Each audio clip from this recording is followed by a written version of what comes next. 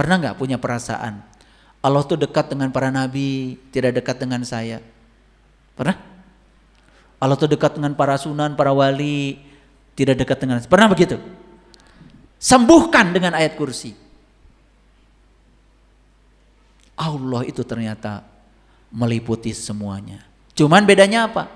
Para nabi dan para rasul sadar dengan kehadirannya. Sedangkan anda semua gak sadar dengan kehadirannya. Itu aja bedanya. Bukan Allahnya tidak meliputi. Kan selama ini kita seolah-olah di framing. Allah tuh hanya meliputi dia, tidak meliputi aku. Begitu? Sehingga timbul rasa tidak percaya diri pada diri kita. Karena Allah itu seolah-olah jauh dari saya. Yuk kita sembuhkan penyakit itu. Assalamualaikum warahmatullahi wabarakatuh. Ayo saudara-saudaraku semua, kita ngaji ilmu tauhid bersama guru kita Kiai Haji Syaiful Karim. Semoga bermanfaat. Nah, kita masuk sekarang. Itu kan tadi baru prolognya. Bapak Ibu sudah tidak asing lagi kan dengan ayat ini? Tidak asing kan? Oke. Tapi sekarang cobalah melihat ayat ini dengan kesadaran. Yuk saya bacakan perlahan ya. Allahu la ilaha illa huwa al-hayyu al-qayyum. Saya coba penggal-penggal supaya kita melihatnya dengan kesadaran. Karena Bapak Ibu sudah terlalu sering baca ayat ini, saking seringnya ya buat mengusir hantu. Ya. Buat ngusir dedemit gitu ayat ini. Maka ayat ini kehilangan makna terdalamnya. Coba kita baca. Pelan-pelan ya bacanya. Allahu la ilaha illa huwa. Oke, sampai situ aja.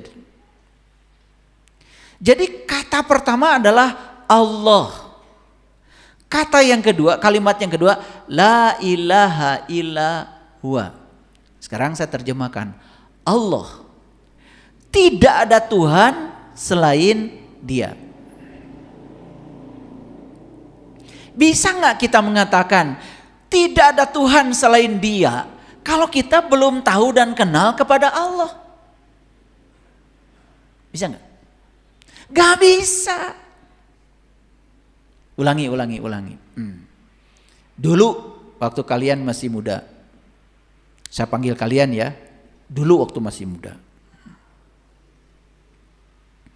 sedang belajar merayu, masih ingat ya kata-katamu? Hanya dirimu yang ada di hatiku. Gombel kan? Tapi maksud saya bukan itu. Coba, hanya dirimu yang ada di hatiku. Mungkin gak kita mengucapkan kalimat itu kalau orangnya aja kita gak kenal? Mungkin? Gak mungkin. Tidak mungkin kita mengatakan hanya dirimu yang ada di hatiku kalau kita tidak kenal siapa Dia. Betul gak? Jadi kalau saya waktu baca ayat kursi, saya terhenti di kalimat Allah. Diam aja saya di situ. Gak seperti Bapak Ibu, lancar.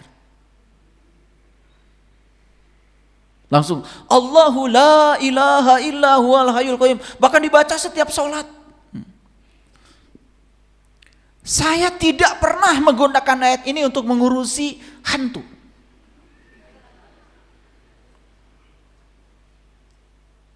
Kalau di alam semesta ini ada hantu, ada setan, ada jurig, berarti di alam semestanya ada kekuatan yang menandingi Tuhan. Terus apa kata la ilaha illallah buat apa? Katanya tidak ada kekuatan selain Dia, tidak ada Tuhan selain Dia. Kalau kita masih menganggap ada tandingannya untuk Dia.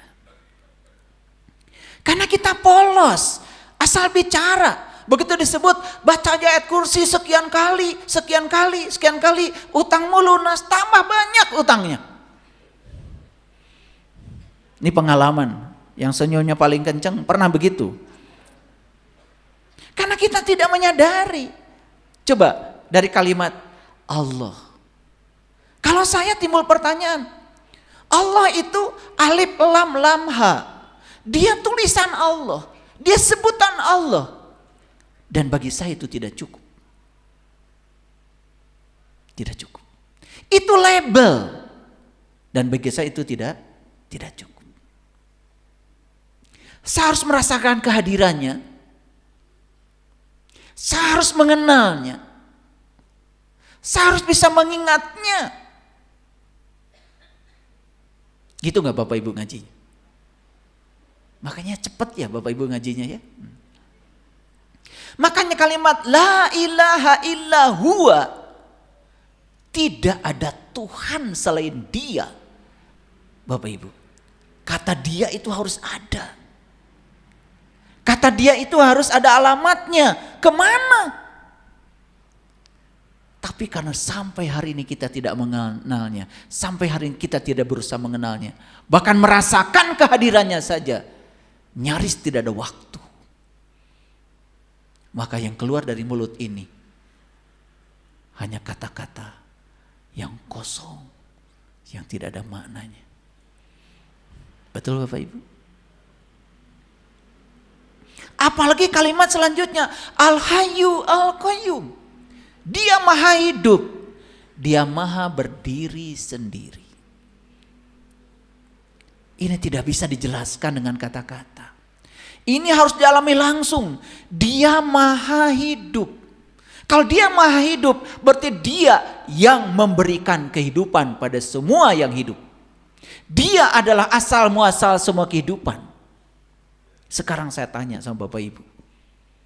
Apakah Bapak Ibu sekarang hidup? Hidup? Hidup. Apa cirinya hidup? Bernafas.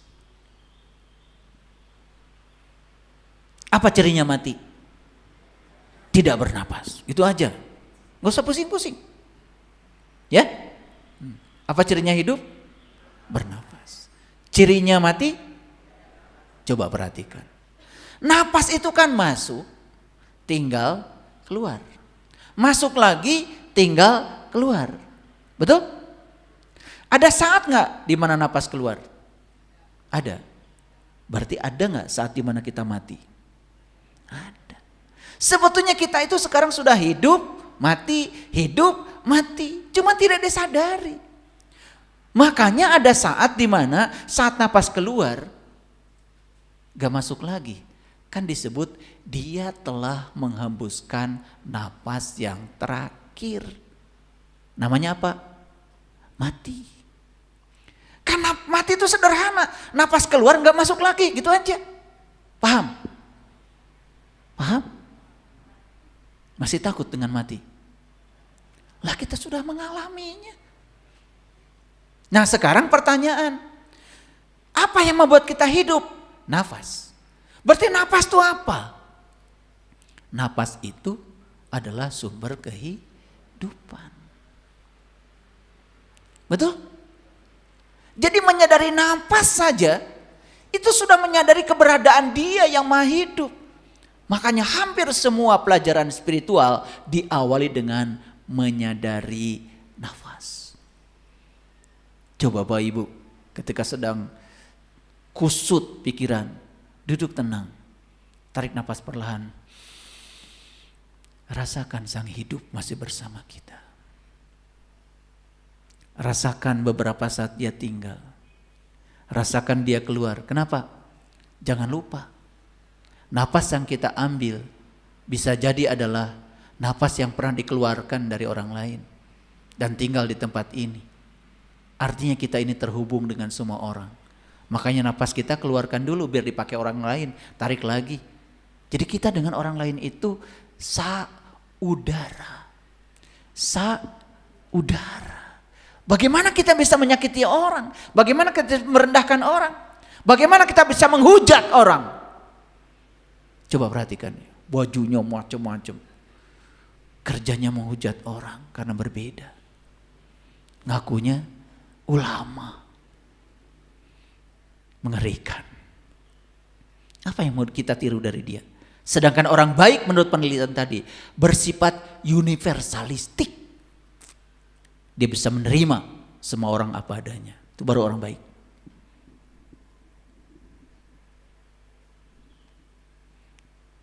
Sampai situ mengerti?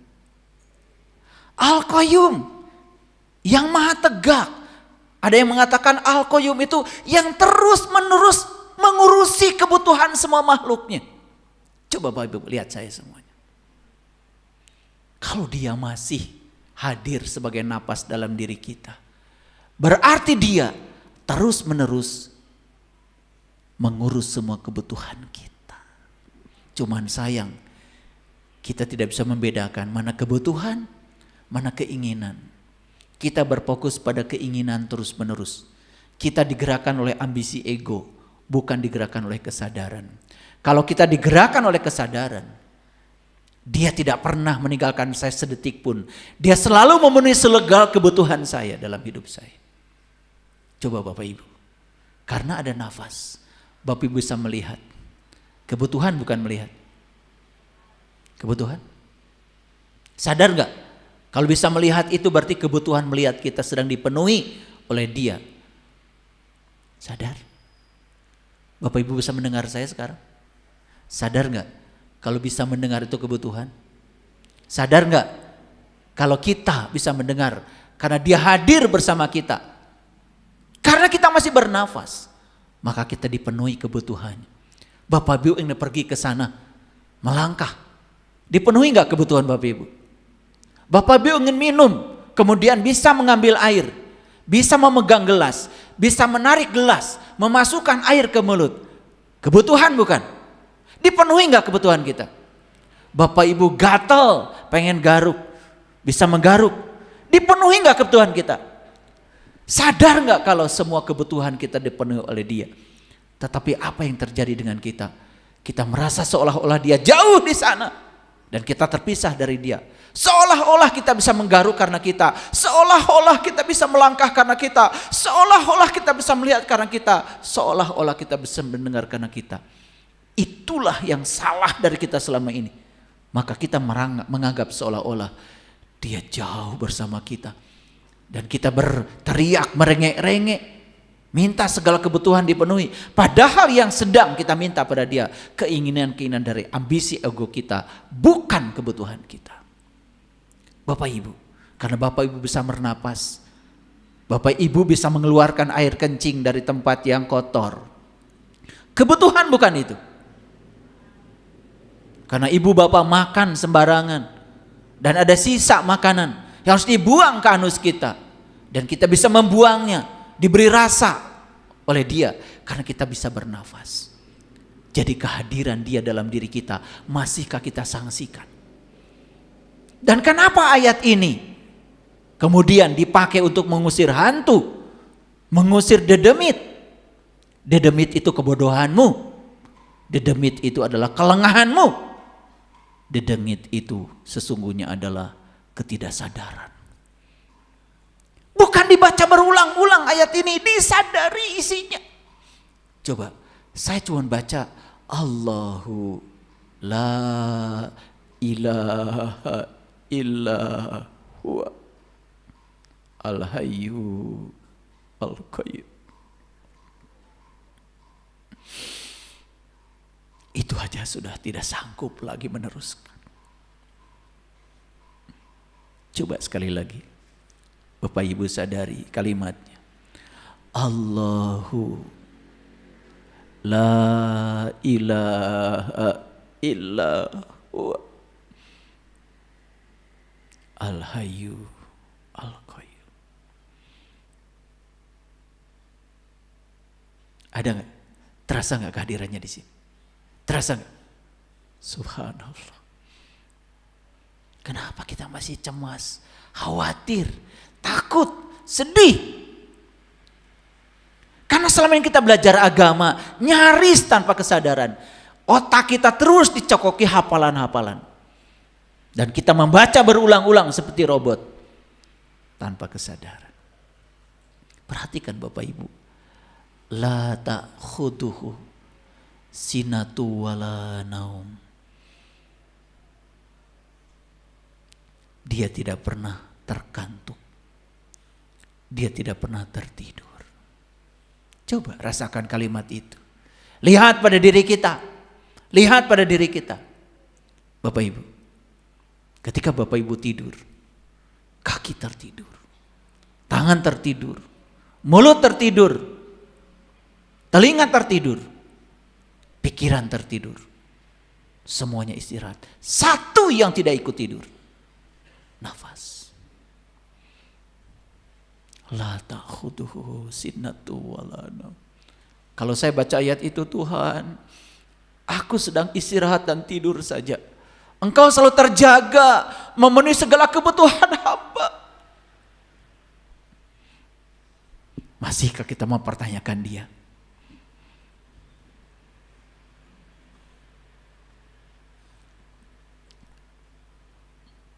Lahu ma fis samawati wa ma fil ard. Lahu, miliknya. Lahu, itu miliknya. Ma apa-apa, fis samawati wal ard. Apa-apa yang di langit, apa yang di bumi. Kita tinggal di mana Bapak Ibu? Apa-apa yang di langit miliknya.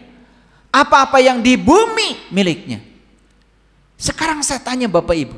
Bapak Ibu ada di mana? Di mana? Ma itu apa-apa. Apa-apa yang di langit miliknya. Apa-apa yang di bumi miliknya. Masih kakak Bapak Ibu berani mengatakan ini milikku? Ini punyaku? Itu yang menderitakan kita selama ini. Dan kita menjadi melekat pada apa yang disebut milik kita. Takut kehilangan pada sesuatu yang dimiliki kita. Lebih kacau lagi kita merasa kehilangan yang sesungguhnya bukan milik kita. Ini ayat mengajarkan kepada kita, lepaskan rasa kepemilikanmu karena itu akan menderitakanmu. Posesif, rasa memiliki. Makanya malaikat penjaga pintu neraka namanya malaikat Malik, milik. Malik, milik itu artinya rasa memiliki.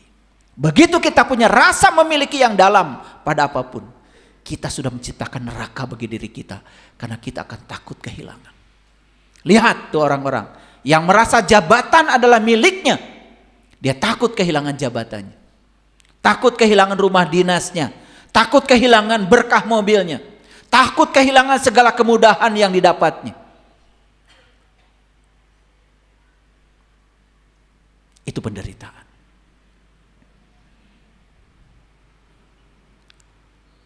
Waktu kampanye, mereka menjanjikan ini itu. Pokoknya daerah kami bebas banjir, bebas sampah.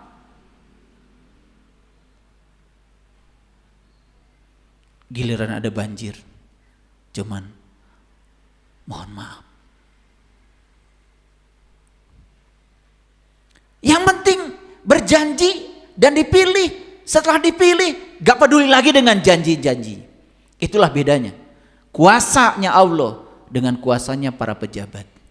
Kalau Allah itu sangat dekat dengan yang dikuasainya, bahkan dia meliputi seluruh yang dikuasainya.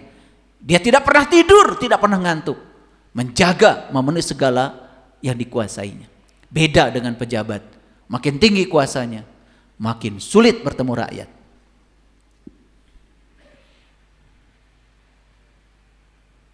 Itulah ketika orang dapat amanah tanpa kesadaran. Sok Bapak Ibu sekarang. Yang di langit punya siapa? Yang di bumi punya siapa? Saya mau nanya sekali lagi. Bapak Ibu sendiri punya siapa? Punya siapa? Punya Allah. Tubuh ini punya siapa? Amanah bukan ini? Amanah. Yang namanya amanah harus diapain? Dijaga. Dijaga gak kesehatannya? Dijaga gak makanannya?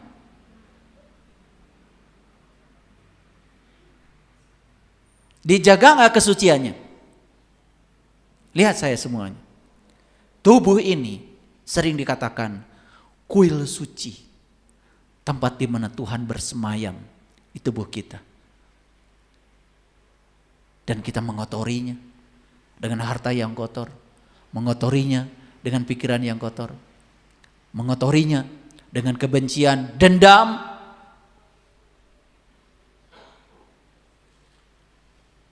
Akhirnya kita menjadi terasing di tubuh kita sendiri.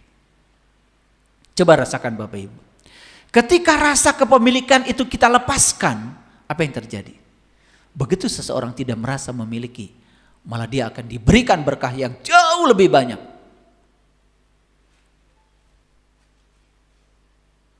Itulah hebatnya alam semesta. Makin takut kehilangan, makin kehilangan. Kenapa? Hukum tarik menarik. Like attracts like. Makin takut kehilangan, kita akan benar-benar kehilangan dengan yang kita takutkan. Ketika kita membebaskannya, malah justru segala berkah datang. Man zalladzi yashfa'u indahu illa biizni. Tidak ada yang bisa memberikan syafaat kecuali atas seizin Allah. Bahkan di Quran ayat lain Allah mengatakan, "Kul lillahi syafa'atu jami'a." Katakanlah, sesungguhnya syafaat itu semuanya milikku, jami'a, kata Allah. Tidak ada satu manusia pun yang diberi kuasa untuk memberikan syafaat. Tidak ada. Tidak ada. Tanpa seizinnya.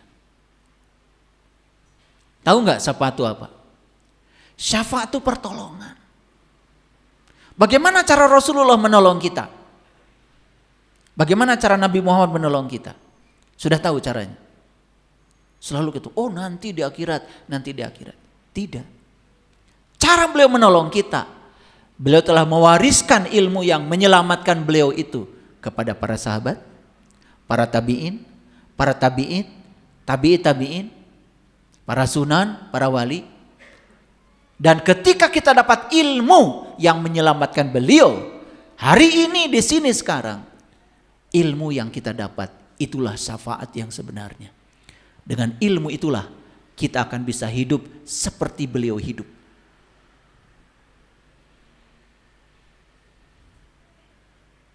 Syafaat itu sekarang kita butuhkan. Yang tidak sabar butuh syafaat supaya sabar. Yang gelap butuh syafaat supaya terang. Yang sempit butuh syafaat supaya luas. Yang kasar butuh syafaat supaya dia lembut. Syafaat itu dibutuhkan sekarang. Apa ilmunya Nabi Muhammad yang diwariskan kepada para sahabat? Beliau mengatakan, awwaluddin ma'rifatullahi ta'ala wa rasulih. Awalnya agama adalah mengenal Allah dan Rasulnya. Itu yang harus kita tiru pertama kali. Ya'lamu ma baina aydihim wa ma khalfahum. Dia tahu yang di belakang, dia tahu yang di depan. Apa maknanya? Dia maha tahu atas segalanya yang terbaik bagi kita. Yang sudah terjadi jangan disesali. Karena masa lalulah yang telah mengantarkan kita ke saat ini. Masa lalu adalah arsitek kehidupan kita. Masa lalu yang telah mengantarkan kita ke saat ini. Seburuk apapun masa lalu kita, dia telah berjasa mengantarkan kita saat ini. Yang tahu yang terbaik di masa depan kita juga dia. Ya'lamu ma baina aydihim wa ma khalfahum. Dia tahu yang di belakang, dia tahu yang di depan. Oleh karena itu, dari ayat ini pesannya cuma satu. Percayalah pada kebijaksanaannya. Apapun yang terjadi pada kamu, itu kebutuhanmu, walaupun kamu tidak menginginkannya. Itu untuk membentukmu. Itu untuk membentukmu. Karena Allah akan membentuk kita kembali kepada fitrahnya. Apa yang terjadi dengan Bapak Ibu? Menendang, mencengkram. Menendang, mencengkram. Yang disenangi dicengkram habis-habis. Yang tidak disukai ditendang habis-habis. Akibatnya apa? Kita jadi menderita. Tidak pernah tenang.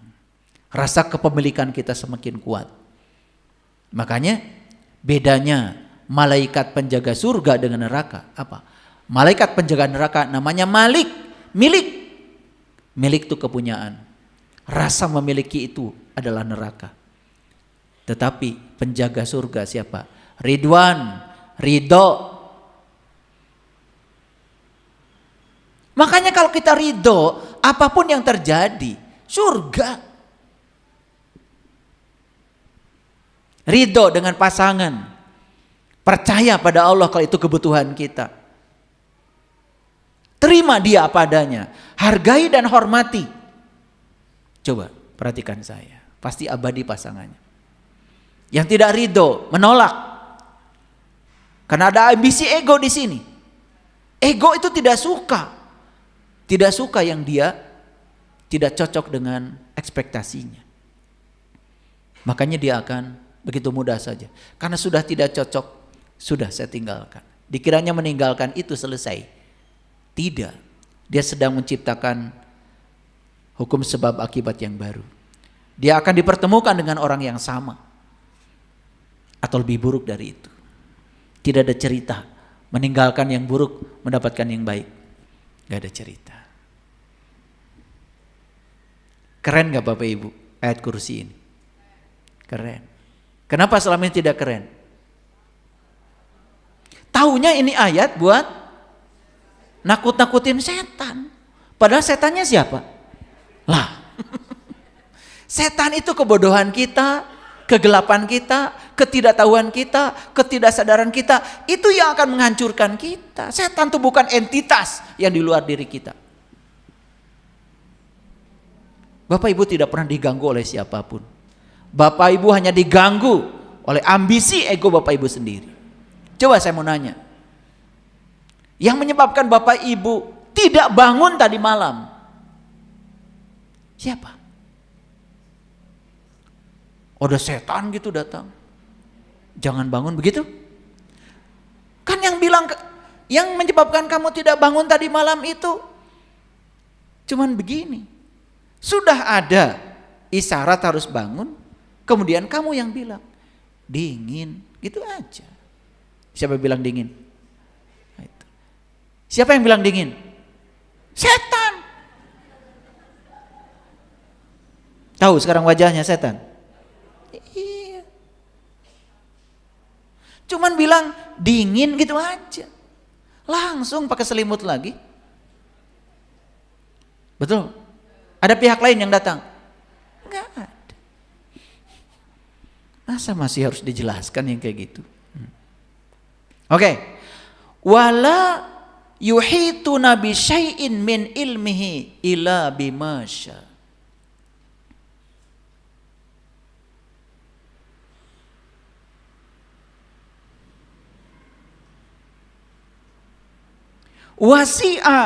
Wasi'a itu artinya apa? Wasi'a itu artinya luas. Kursiyuhus samawati wal ard. Luas. Kursiyuhu, ada hu di situ. Luas kursinya. As-samawati wal ard. Wasi'a, luas. Kursinya meliputi langit dan bumi. Jadi dimulai dengan wasi'a, luas. Kursinya itu seluas langit dan bumi. Kalau kursinya seluas langit dan bumi, berarti Allahnya seluas langit dan bumi. Jangan menganggap Allah itu seperti saya yang sedang duduk di kursi. Karena ilmunya dia, kuasanya dia, kelembutannya dia. Ayat ini sedang memberikan gambaran pada Bapak Ibu. Saya mau tanya Bapak Ibu, berarti Allah meliputi Bapak Ibu? Pernah gak punya perasaan Allah tuh dekat dengan para nabi, tidak dekat dengan saya? Pernah? Allah tuh dekat dengan para sunan, para wali, tidak dekat dengan saya. Pernah begitu? Sembuhkan dengan ayat kursi. Allah itu ternyata meliputi semuanya. Cuman bedanya apa? Para nabi dan para rasul sadar dengan kehadirannya. Sedangkan anda semua gak sadar dengan kehadirannya. Itu aja bedanya. Bukan Allahnya tidak meliputi. Kan selama ini kita seolah-olah di framing. Allah tuh hanya meliputi dia, tidak meliputi aku. Begitu? Sehingga timbul rasa tidak percaya diri pada diri kita. Karena Allah itu seolah-olah jauh dari saya. Yuk kita sembuhkan penyakit itu. Allah kursinya meliputi langit dan bumi. Wasi'a, luas.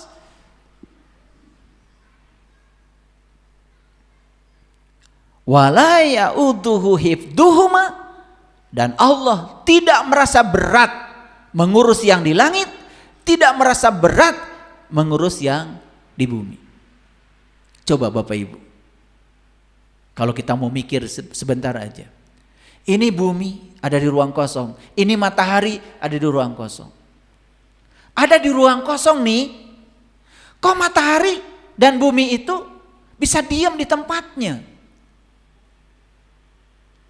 Orang fisika bilang, oh karena matahari punya massa, bumi punya massa. Maka antara massa dengan massa bisa menimbulkan gaya, namanya gaya gravitasi. Orang pertama yang bicara itu namanya Newton. Berapa besarnya gaya gravitasi matahari dan bumi? Gaya gravitasinya itu besarnya konstanta gravitasi dikalikan dengan massa matahari, dikalikan massa bumi, dibalikan dengan jarak matahari dan bumi dikuadratkan. Itu yang pertama kali ditemukan oleh Newton. Pertanyaan saya bagi Bapak Ibu. Newton manusia bukan?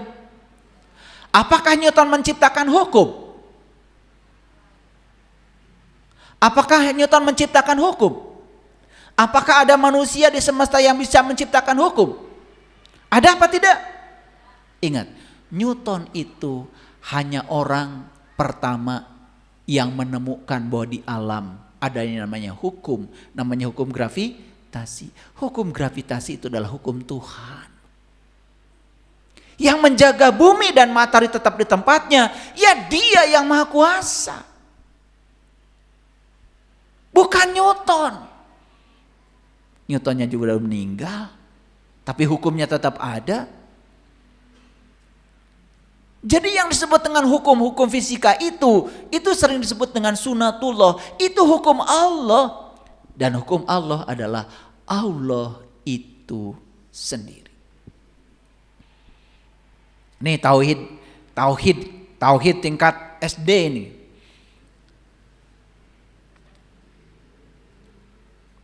Makanya wala ya'udu hibduhuma. Beliau tidak merasa berat memeliharanya. Kenapa tidak merasa berat? Yuk lihat saya semuanya. Allah yang mengatakan, yang nyata adalah Dia, yang tidak nyata adalah Dia. Jadi pertanyaannya, apa di semesta ini yang bukan Dia? Karena semuanya Dia, ya tidak merasa berat. Beda dengan kalian. Ngurusi rumah tipe 21 aja ngeluh. Betul apa tidak? Nih, ngurusi anak baru 3 aja udah marah-marah. Betul nggak? Nih, ibu saya ngurusi anak 11. Gak pernah saya lihat ibu saya marah-marah.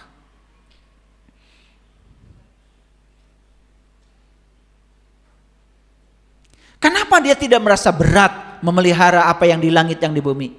Karena yang di langit dan di bumi yang nyata Dia, yang tidak nyata Dia. Yang mana yang bukan Dia? Semua adalah manifestasi dari dirinya. Jadi memelihara jangan seperti kalian memelihara mobil. Waktu baru dicuci, tiap hari diusap-usap. Kan udah 1 minggu gak pernah mandi lagi. Lo yang punyanya aja gak mandi-mandi. Oke, lihat saya semuanya. Ayat ini dipungkas dengan kata-kata wahuwal aliyul adim. Karena Dia maha tinggi, Dia maha agung. Keren gak Bapak Ibu ayat ini? Kalau ayat ini diimplementasikan dalam hidup, jadi gaya hidup. Jadi saya ingin menganjurkan, yuk kita bergaya hidup ayat kursi. Bukan membaca ayat kursi berulang-ulang. Saya juga sering dengar tuh di masjid-masjid ayat kursi dibaca berulang-ulang. Bahkan saya pernah diskusi tuh sama Pak Ustadz. Dapat apa Pak Ustadz? Baca ayat kursi berulang-ulang. Gak bisa jawab. Padahal kalau kita mau merenung kalimat Allahu la ilaha illa huwa al-hayyu al-qayyum.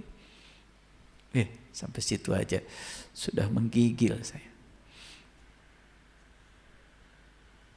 Apalagi kalau sampai wahuwal aliyul adim. Bapak Ibu, itu Al-Baqarah 255 itu.